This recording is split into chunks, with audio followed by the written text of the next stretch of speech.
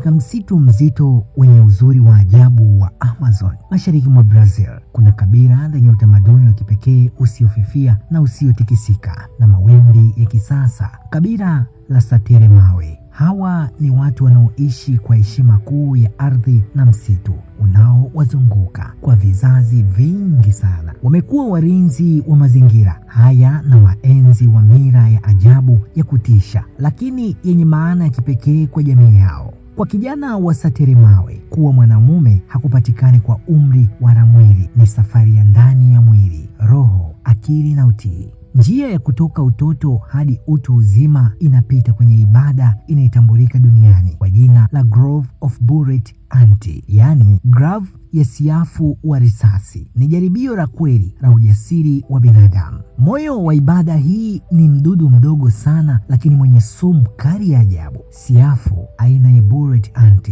Watafiti wanasema maumivu ya kuchomwa na siafu hawa ni sawa na kupigwa risasi. Ni maumivu yanayopita mipaka ya akili, yanayoweza kumfanya mtu mzima aliye bila kujiweza. Vijana wanaojitayarisha kwa ibada hii hutengeneza grafu maalum zilizofumwa kwa ustadi mkubwa kutoka majani ya porini. Grafu hizi hubeba si tu miili ya siafu, bali pia roho ya msitu. Siafu hao hukusanywa, kisha hupewa dawa ya asili inayowafanya kurejea kwa muda mfupi, ili wawekwe ndani ya grafu kiwa na vichwa ndani na miiba yao kali ikielekezwa tayari kwa kuchomwa. Lakini muda si mrefu dawa huisha, siafu hurudi katika hali yao ya kawaida, wakali, wenye sumu na tayari kwa ibada ya kujaribu ujasiri wa binadamu. Na hapa tutizame dakika 10 za moto, jaribio la roho, katika tukio lililojaa mashuhuda wa familia, wanakijiji na wazee. Kijana huvaa grafu hizo zilizojaa siafu. Hizi si dakika 10 za kawaida, ni dakika za moto. Kila chomo la siafu linahisiwa kama msumari wa moto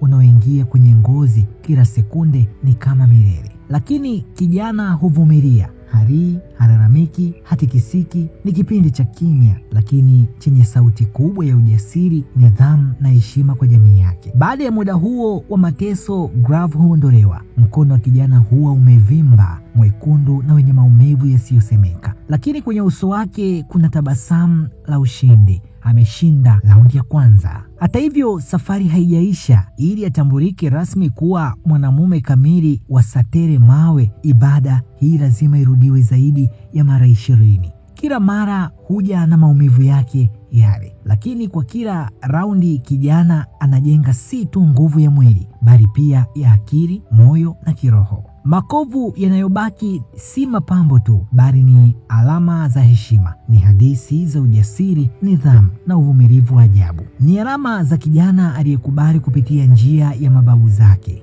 njia ya moto, maumivu na utukufu. Ingawa kwa ulimwengu wa nje ibada hii inaonekana kama mateso ya ajabu, kwa Sateremawe hii ni utambulisho wa kweli wa wanaume. Ni kiapo cha utii kwa jamii, ishara ya ukomavu na njia ya kujifunza maana ya nidhamu, mshikamano na heshima kwa asili. Katika ulimwengu unavyozidi kuacha mila na desturi, jamii hii inaendelea kuilinda utambulisho wao kwa mikono yote. Wanaishi ndani ya msitu, lakini pia ndani ya historia yao. Na kila kijana anayevumilia Grove of Bullet Ant huwa si tu mwanamume wa Sateremawe, bali pia huwa kiwakilishi cha roho ya msitu wa nguvu halisi ya maisha. Ungeweza kuvumilia kuchomwa na siafu wenye sumu kali zaidi duniani kwa dakika 10 nzima, tena si mara moja, bali zaidi ya mara 20. Hii ni Sateremawe. Mimi naitwa Joseph mwana wa Isangura, na hii ni Media Wire Express, habari fupi mahiri kwa Afrika.